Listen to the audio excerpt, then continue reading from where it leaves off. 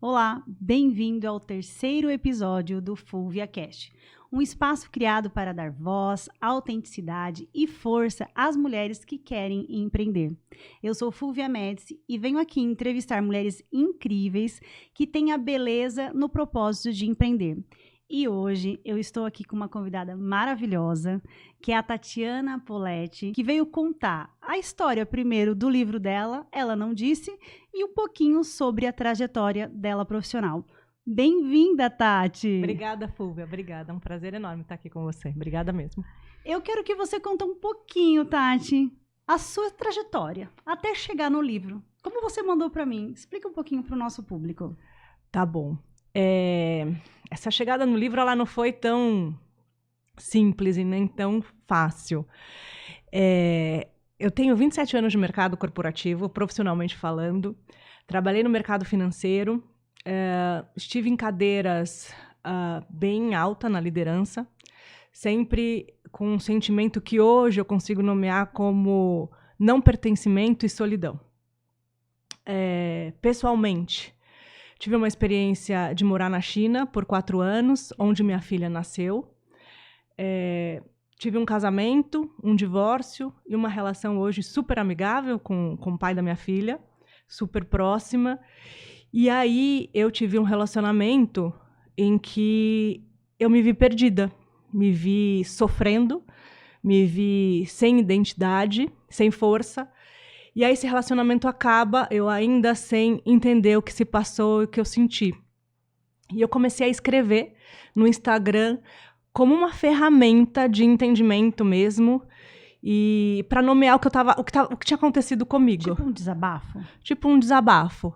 Mas eu me coloquei em terceira pessoa, eu não escrevi em primeira pessoa, até para trazer um pouco mais de distância e trazer esse entendimento. E aí, essa página no Instagram começou a crescer. Em pouco tempo, ela atingiu mais de 15 mil mulheres. Que legal. E muitas delas, trazendo para mim, o que elas tinham vivido era semelhante ou igual o que eu estava escrevendo. O que elas sentiam era muito igual o que eu estava sentindo.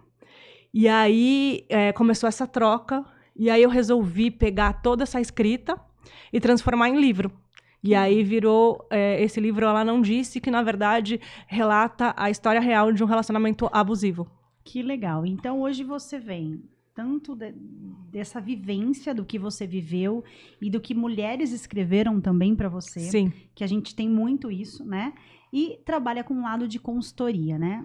Eu sei que você também é formada em Direito, então tem uma expertise ali do lado jurídico que possa até ajudar essas profissionais, essas mulheres, no caso. E agora me conta o seguinte, você é mãe? Sou mãe De uma adolescente de 14 anos. E como foi a sua experiência, vamos voltar um pouquinho, de sair do Brasil e morar na China? Conta pra gente. Foi uma tomada de decisão não calculada e não na rota. Eu namorava há 6 anos, tinha uma carreira já em crescimento no Itaú, Legal. Como advogada. E aí ele foi transferido para a China, esse namorado. E aí, passado um ano de fuso horários, de 11 horas e essa distância toda, eu falei, não dava para manter a relação. Ele falou, não, vem para cá. Eu sempre fui aquela mulher que jamais sairia do trabalho para acompanhar um marido. Porém, era a China. E eu tenho um apetite a risco, a coisas diferentes, que talvez fosse Estados Unidos, talvez fosse Europa, eu não aceitaria. Mas China me fez ir. Que legal. Passei 4 anos, já no primeiro ano de casamento, a gente se casou, e aí atuei lá como agente de exportação na China. Poxa. Então, tinham muitas empresas que eu tinha relacionamento no Brasil que queriam, o ano era 2009, que queriam importar e exportar da China, trazer os materiais da China para cá. Então, eu viajava à China, conhecia essas fábricas, colocava pedido, acompanhava a produção e o embarque. Passado um ano dessa experiência, eu engravidei, e minha filha nasceu lá na China. E aí a gente ficou lá até ela completar 2 anos, quando eu volto para o Brasil e retomo minha carreira corporativa aqui. Que legal. Mas teve um episódio que eu tô perguntando isso, porque nós temos empresárias e mães aqui, né? Sim. Que você relatou para mim que a sua filha precisou ficar um período na UTI. Sim. Sim. E que aquele momento foi um momento muito desafiador para você e que você não podia vê-la. Sim. O que foi esse momento? Esse momento foi tenso, não só o momento da UTI, mas até toda a gestação. Eu sempre tive o projeto de ser mãe, era sempre muito consistente e foi muito planejado. Então, assim que eu me descobri grávida, eu planejei como seria essa gravidez, como seria o parto, como seria o pós-parto. E esse planejamento saiu totalmente do meu controle, porque eu tive uma gestação mais delicada. Em relação... Eu vomitava, eu tinha muita azia, eu passava muito mal, fiquei muito tempo internada durante a gestação. E aí, eu achei que eu ia ser aquele tipo de mulher que nem sentia que estava grávida. Sim. Não fui. E aí, ela nasceu em razão do baixo peso, que ela estava... Eu tinha um mioma junto, e esse mioma estava tirando toda a alimentação dela. Ah, meu Deus. E aí, os médicos, uma junta médica da China, que eu não entendia nada, tudo se traduzia para o inglês, do inglês para o português, e eu perdi metade das informações. Optaram pelo parto dela. Então, ela nasceu de anestesia geral. Aquele planejamento que eu fiz de um parto normal, humanizado, foto do pai, da filha, não aconteceu. Então, foi uma cesárea com uma miomectomia, que eles tiraram o mioma junto, algo que os brasileiros, a medicina brasileira, opta em não fazer, e foi uma anestesia geral. E ela teve que ser levada para a UTI. Lá, a UTI tinham 200 bebês. Ela era o número 49. Então, a China não permitiu que eu visitasse a bebê, porque até as mulheres lá, elas seguem muito o protocolo de quarentena após o parto. Então, elas ficam realmente em casa. E aí, não iam as mães para os hospitais. Quando eu fui lá para tentar visitar minha filha, que eles deixaram por 2 vezes, só porque eu era estrangeira e porque eu chorei muito na porta. Mas eu acho que a visita não durou nem 1 minuto e eu não pude nem encostar nela. E aí ela sai depois de 1 mês e foi como se arrancasse com a mão, porque deu tudo certo dali pra frente. Graças a Deus. Mas o que ficou desse episódio pra mim, Fúvia, foi muito a questão de você ter um desapego às suas crenças planejadas. Então, assim, eu tinha um planejamento da gestação, eu tinha um planejamento do parto e nada deu certo. E aí eu tinha um planejamento da amamentação. Ela 1 mês longe de mim, eu falei, eu preciso focar nisso, no que me resta. E aí eu comecei a tirar leite de 3 em 3 horas, sozinha, e jogava na pia do banheiro, mas para não secar e também deixar minha mente um pouco mais saudável, para que eu conseguisse contribuir para ela e para mim, naquele momento. Então, foi um momento bem difícil, mas quando passou, como se tivesse arrancado com a mão. Porque assim que ela saiu do hospital, ela foi para casa, aí virou aquela tensão, né?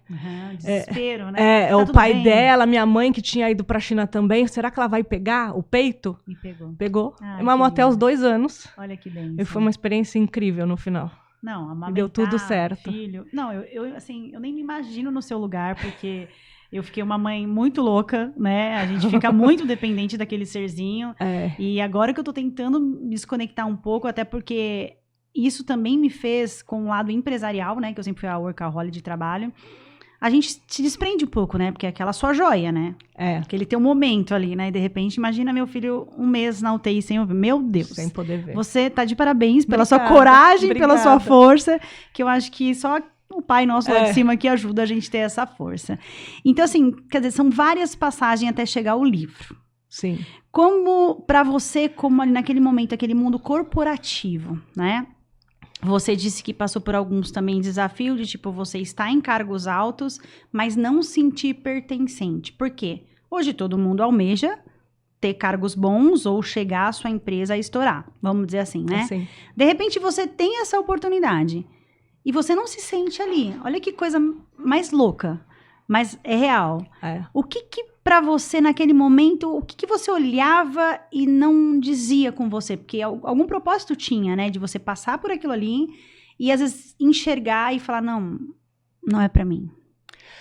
Das empresas que eu trabalhei, tiveram 2 em que eu ocupei o cargo mais alto sendo mulher. E não tinha nenhuma mulher acima de mim e nem do meu lado.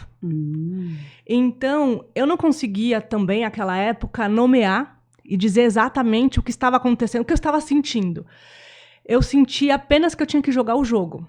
E jogar o jogo dentro de um ambiente corporativo, na sua maioria masculino, é você se enrijecer, é você se moldar. Então, eu não sei se hoje uma característica minha, se eu acho que ela vem de vários, como se diz, vários motivos, vários fatores. Vem da sua própria personalidade, o ambiente vai te moldando, mas eu não sei o quanto essa distribuição é real de ser uma comunicação mais forte, mais incisiva, mais pragmática, muitas vezes ter sido chamada de dura ao longo da carreira, ter perdido um pouco a sensibilidade, feminilidade no trato. Que, na realidade, você teve que se posicionar, né? Exato. Porque falar mais doce, você deixar a sua sensibilidade mais aflorada, não me permitia ser ouvida. Então, você ia ser passada para trás, a realidade é essa. Eu tinha que me posicionar, eu tinha que ser firme, eu tinha que falar. Vocês podem me dar licença, que agora é minha vez de falar, e eu estou terminando a fala? Então, eu fui vendo que eu também fui perdendo um pouco a minha essência. Teve um episódio específico em que eu assumi uma área, e aí tinha algumas pessoas, alguns gerentes, e um deles era um homem que chegou para mim e disse: eu não sei e não quero eu não quero ter chefe mulher.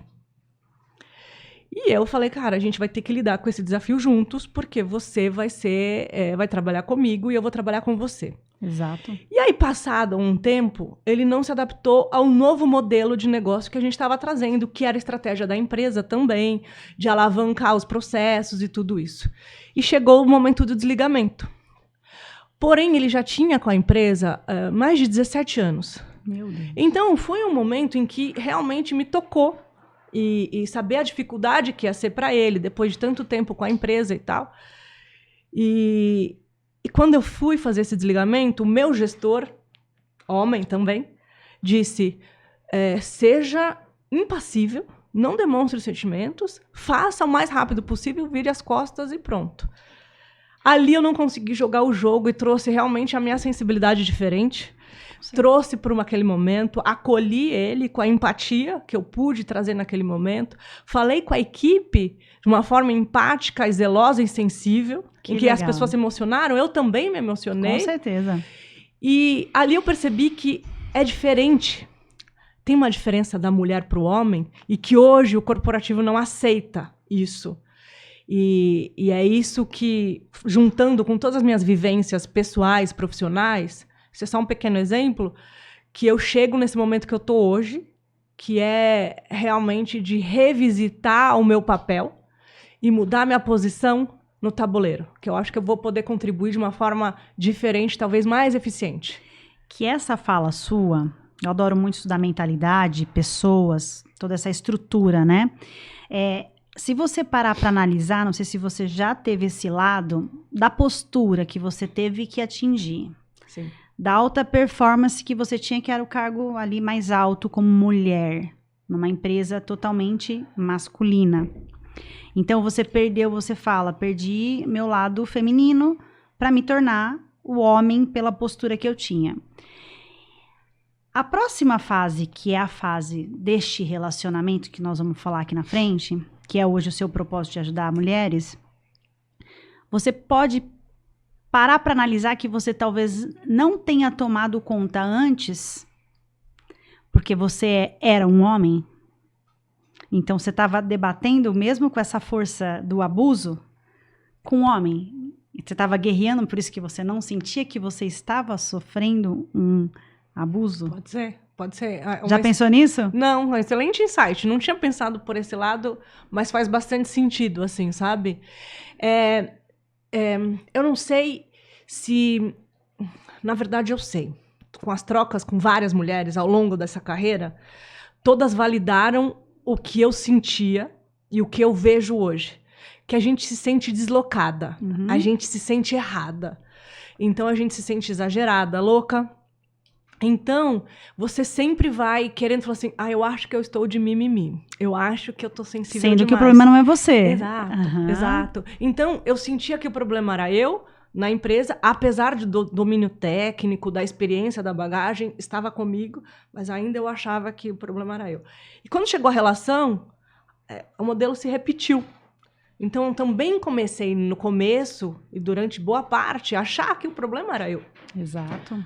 Hoje eu vejo com total clareza que sim, que não, o problema não era eu. E eu acho que você tem muita razão em trazer que talvez se repita. Padrões se repetem. E aí eu não tenho enxergado isso no momento. E o que acontece? Hoje eu vejo que a mulher, eu fui muito isso, esse perfil dominante, esse lado que a mulher tem que estar à frente. Eu estava à frente de negócios da minha empresa e eu lidava com muito homens no parte comercial, vamos dizer assim, né? Parceiros, enfim, empresas, fornecedores. E até, a gente não chegou a conversar nisso, eu criei um projeto de franquia da minha marca. Então, eu falava com homens. A grande maioria eram homens, né? Tanto jurídico como administrativo, comercial. E às vezes você não é tão ouvido, então você tem que ter aquela postura de impacto que eu mando aqui, tipo assim, Sim, né? É isso. Eu sou a forte aqui, né? Então não pensa que eu sou a coitadinha. E eu tô fazendo um processo inverso, que acho que é nisso que eu quero chegar com você, que tipo assim, a gente tem que dar o lado, porque eu não sei se você percebe que muitas mulheres são mais meigas, mais sensíveis. Eu nunca tive esse lado. E você você representa essa mulher também. Essa mulher forte, autêntica, que nunca permitiu cair, vamos dizer assim. Sim, eu não tinha esse direito. Eu achava que eu não tinha esse direito. Então, exato. Hoje a gente tem esse direito. Sim, de ser hoje eu sei que cuidada, sim. de ser protegida, né? Até por isso, Tati, que às vezes muitas mulheres passam por essa mesma situação que você vai contar para nós agora, e não conseguem perceber, que foi o que você me falou antes da gente entrar aqui. Então, assim, o que foi o que você passou? Como que você percebeu que você estava vivendo um momento diferente na sua vida, com um relacionamento que parecia maravilhoso? O relacionamento, ele veio...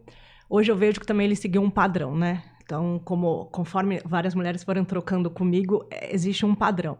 Ele começa como um conto de fadas. Tá? E realmente todas as minhas carências, todos os meus pedidos foram atendidos. Então era o cuidado, era o zelo, era o carinho, era a atenção, era o elogio. E ali eu entreguei realmente tudo que eu tinha de melhor, que eram os meus sentimentos, abri minha vida. E começa um padrão de deslocar, te deixar num lugar que não é seu, que não te pertence. E como eu escrevi no livro, você começa a encolher para tentar caber naquela relação. Exato. Então, eu me vi cada vez mais encolhendo. Eu percebi que a minha forma de sorrir, a minha forma de agir, a minha forma de interagir com as outras pessoas... Estava diferente. Não estava mais, né, como eu era. E, principalmente, eu fui uma criança muito chorona. Mas uma adulta, principalmente depois da maternidade, com pouco choro. E o choro voltou. Eu chorava muito. Então eu estava sempre chorando. Eu falei assim, cara, mas está acontecendo? Por que eu estou sempre chorando? E aí esse foi um sinal de que realmente eu já não estava mais conectada a mim mesma. E eu realmente estava abrindo mão da pessoa que eu era para poder caber naquela relação. Que loucura. Então, foi assim que eu fui percebendo que realmente não... E durante muito tempo eu ainda quis fazer dar certo. A gente acha que aquele amor, nossa, aquilo... A pessoa é maravilhosa. Amor basta. A gente, na realidade, foi o que você falou. A gente dá uma camuflada no problema para dizer que aquilo é importante ainda. Porque fazia algumas coisinhas para dizer que era bom, né? Vamos dizer assim. E não é nem que você camufla intencionalmente, é uma névoa mesmo. É uma névoa. Você não vê. Você vê que tem alguma coisa errada, mas você não consegue dizer, nomear com clareza, com objetividade, o que de fato está acontecendo. E isso não acontece só com meninas novas, com mulheres que não estudaram, que não foram para o mercado de trabalho. Isso aconteceu comigo depois dos 40 anos. Sabe? Então, que se eu deslocasse da Tatiana e olhasse, e alguém contasse essa história pra mim, ainda naquela época, eu ia dizer, jamais isso aconteceria comigo. E aconteceu. E aconteceu. Exato. Então, assim, você vê que a mulher tem instrução, a mulher tem uma família por trás, tem vivência, já tinha passado por um relacionamento bacana, longo, entendeu? E, de repente, cai, vamos dizer assim, num abismo, né? Isso, vamos dizer. E Tati, essa experiência para você deve estar sendo, assim, super marcante, né? Então, o propósito do Ela Não Disse é exatamente atrair mulheres que passaram por essa mesma situação que a sua? Conta pra gente. Hoje é urgente esse tipo de papo, esse tipo de conversa, essa troca, porque, assim, eu tenho feito até um projeto que todos os dias eu entro em portais de notícias e acho uma notícia. Eu tô esperando o dia que eu não vou achar uma notícia de violência contra, principalmente as mulheres. Eu ainda não cheguei nesse dia, tá? Todos os dias tem uma notícia. E aí, antes de chegar nesse momento de violência física, tiveram outras coisas, tiveram sinais. Exato. E que a gente vai deixando para lá, a gente vai não nomeando ou por não entender, ou por não conhecer, ou por normalizar que a situação. Eu que tô exagerando, o problema ou por sou dependência eu. também, ou né? Por dependência, financeira, por culpa, emocional, por filhos. achar que é culpa pela família. São tantos os motivos.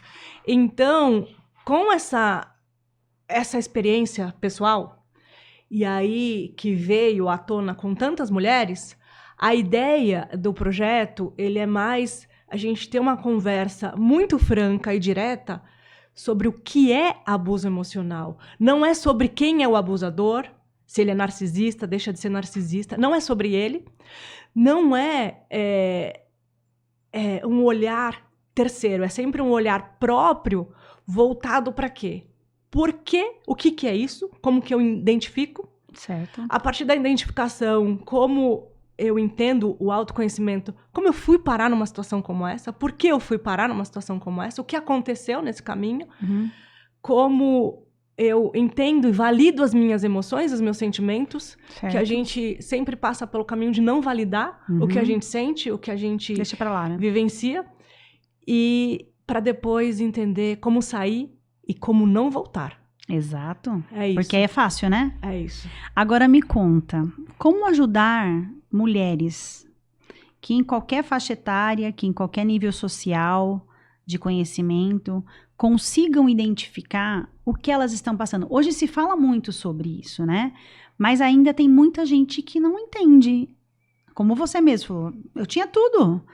Eu tinha joias, eu tinha restaurantes, eu tinha elogios. Como identificar? Como que você consegue ajudar essas mulheres nesse sentido, que acredito que você deve falar muito isso dentro do livro, a elas terem essa percepção de que algo não é legal e que como elas podem identificar para sair daquela situação? O projeto ele começou realmente por uma escrita da minha vivência, da minha história. Tá muito relatado o que eu vivi, o que eu senti.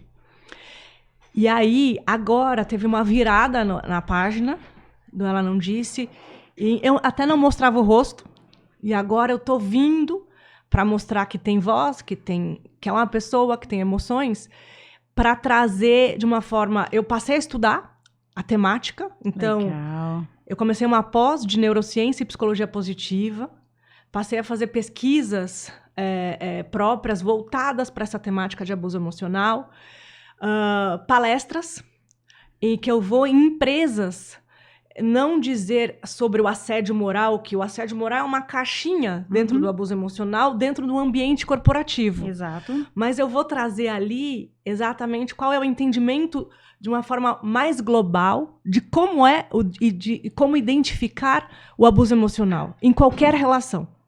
Dentro do trabalho, fora do trabalho, relações afetivas.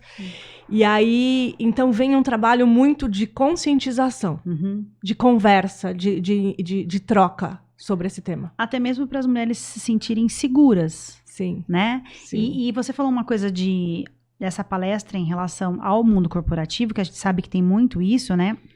Não só com mulheres, como com homens também, esse abuso que acaba tendo, mas você percebe que quando você, às vezes, aceita isso dentro do corporativo, você também já está aceitando isso em casa? Ou vice-versa? A pessoa já passa por isso em casa e ali no trabalho, se ela está passando por isso, ela nem percebe, porque ela já sofre. O que eu vejo, assim, que não necessariamente se ela não percebe. Eu acho que ela percebe, e talvez não consiga nomear, que seja um abuso emocional. Acha tipo normal, é isso que eu tô querendo dizer, entendeu? Ela vai adoecendo, né? Ah, sim. As pessoas vão adoecendo, porque ela não consegue nominar de onde está vindo aquela dor e por que aquela dor tá chegando. Exato. Então, quando a conversa com a empresa, ela é muito mais voltada para a gente entender o abuso emocional de uma forma ampla, que acontece independente do gênero, né? Isso aí não tem nada a ver com gênero, mas também para trazer um olhar muito forte para as empresas entender como que é a jornada da mulher na empresa. O quanto tem uma sobrecarga de vida sobre essas mulheres, que acabam não acontecendo com os homens, pela jornada da maternidade. Toda regra tem sua exceção, obviamente, mas na maioria das vezes quem carrega a gestão familiar, sendo da casa, dos filhos, é sempre a mulher. E que se a gente não entender que as mulheres estão sendo silenciadas, estão sendo afastadas do jogo, quem perde é a sociedade como um todo. São as mulheres líderes e são as próprias empresas. Eu fiz uma pesquisa, tem 3 dados que eu acho que é tão importante a gente entender, que não vem da minha base de vivência. Não é um conhecimento empírico, é realmente um conhecimento de dado. O INSS revelou que ano passado teve um recorde no afastamento de pessoas do trabalho em razão de ansiedade e depressão. Recorde histórico. 65% mulheres. A Talences e o INSPER soltaram uma pesquisa sobre liderança feminina, onde 17% das empresas que eles fizeram as pesquisas têm uma CEO mulher. Lembre, 17% CEO mulher. Só que a maioria dessas empresas, as próprias mulheres fundaram.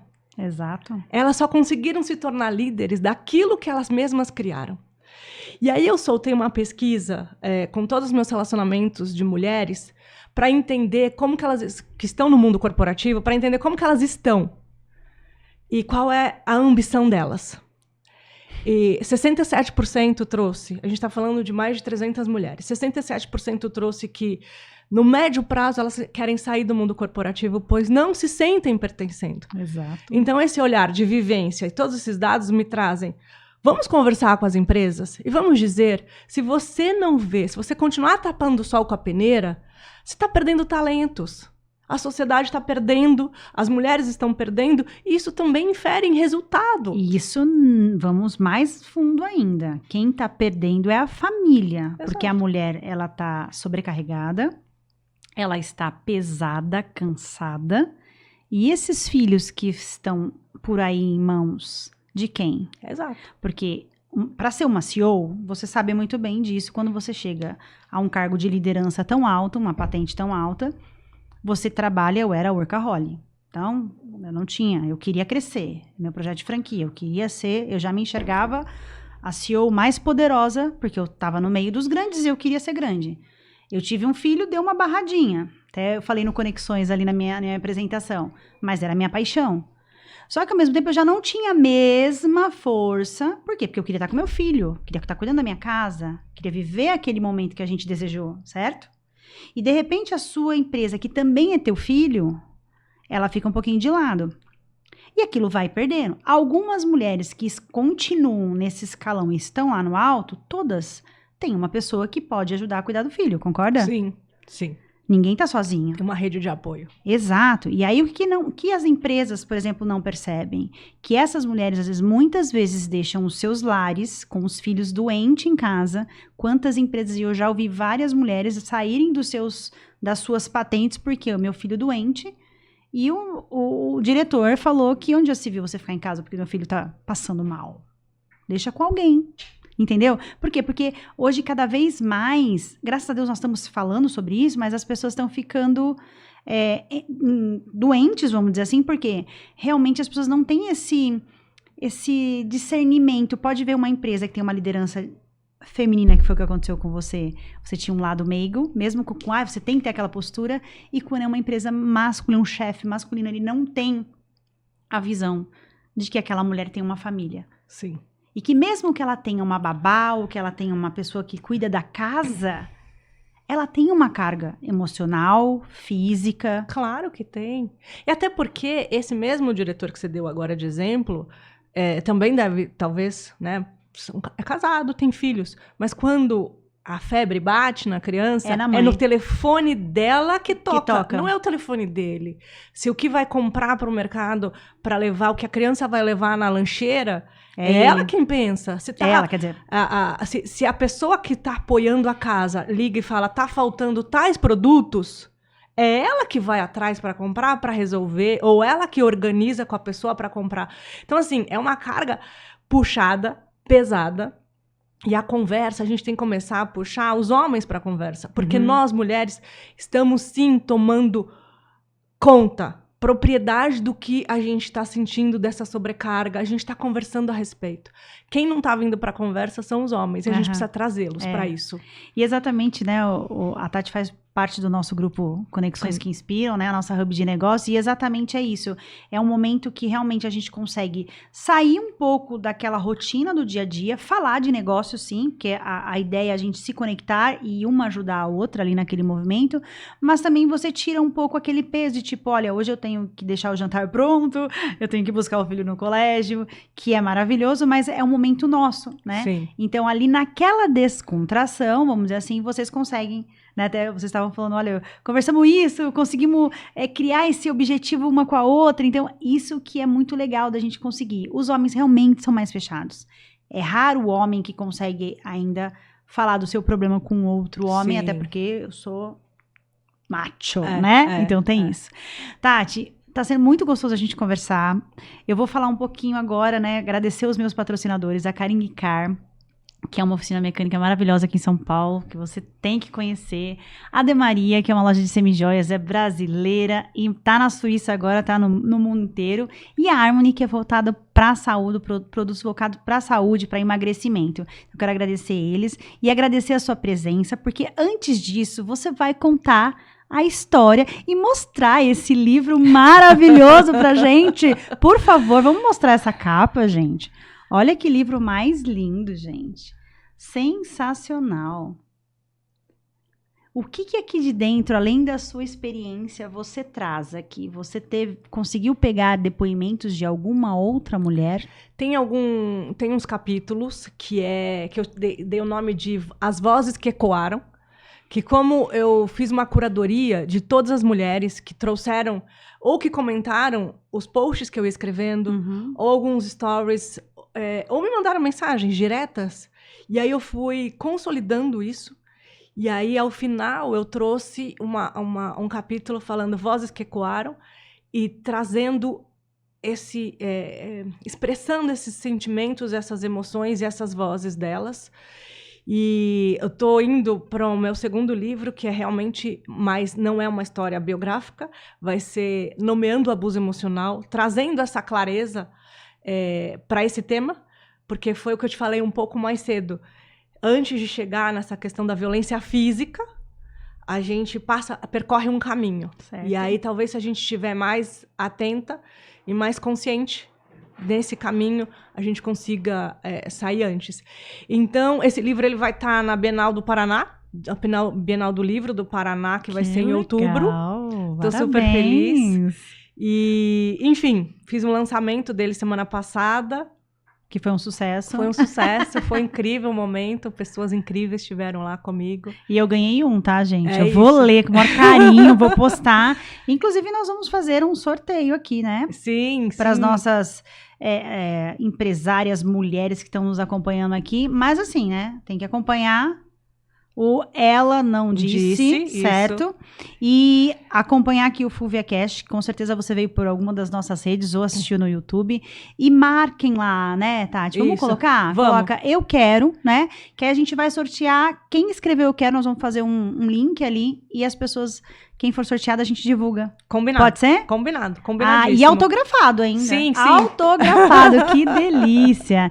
E Tati, a gente estava até falando um pouquinho, voltando sobre mulheres que sofrem, mas que são dependentes e que às vezes deixam de enxergar porque não tem condições de ter um trabalho.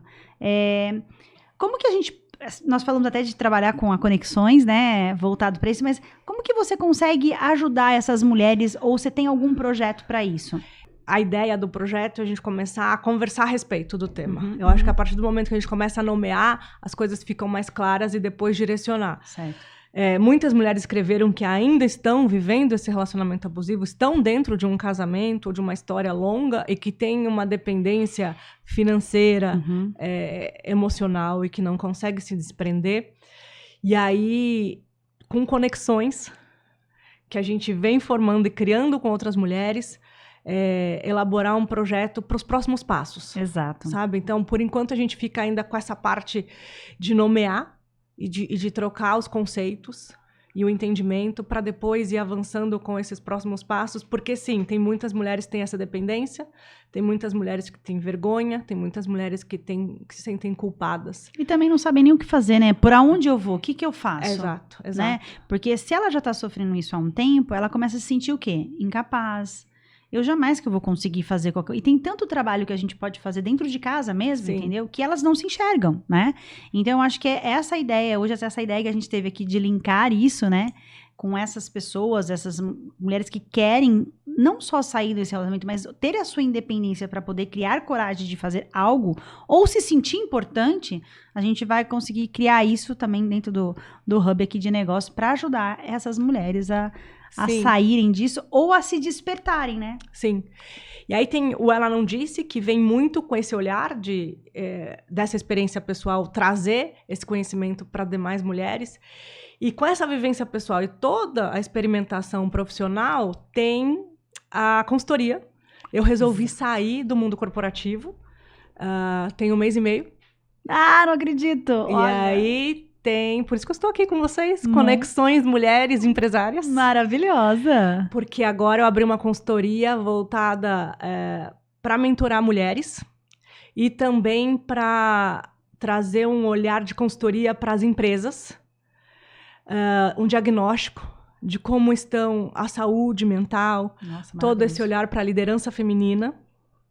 E a consultoria chama Via Kairos. Que legal. É Via com W, que é o acrônimo de Women in Action, Mulheres em Ação. Nós vamos deixar depois o arroba para vocês aqui. E o Kairos vem muito, é uma palavra que vem do grego, que é o momento da virada. Exato. O momento da decisão. Então vem essa consultoria que chegou a hora da gente virar a mesa, de a gente se posicionar, de a gente se validar.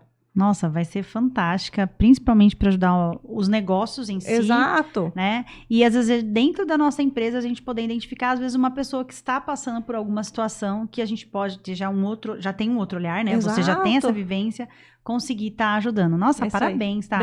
Obrigada. Sensacional. Fúvia. Eu acho que você tem tudo a ver com o nosso negócio. Sim. Né? A gente tem muita coisa para conversar ainda, para ajudar outras mulheres, que eu acho que é o meu propósito, né?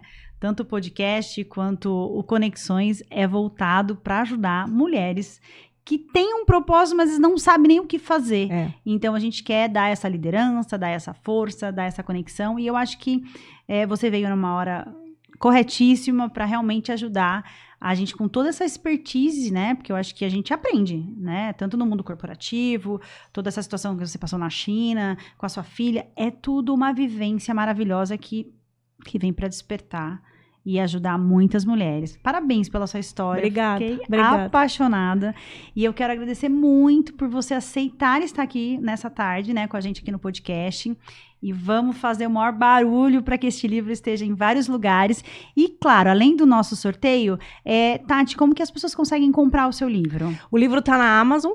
Então, consegue fazer a compra lá através do link da Amazon online.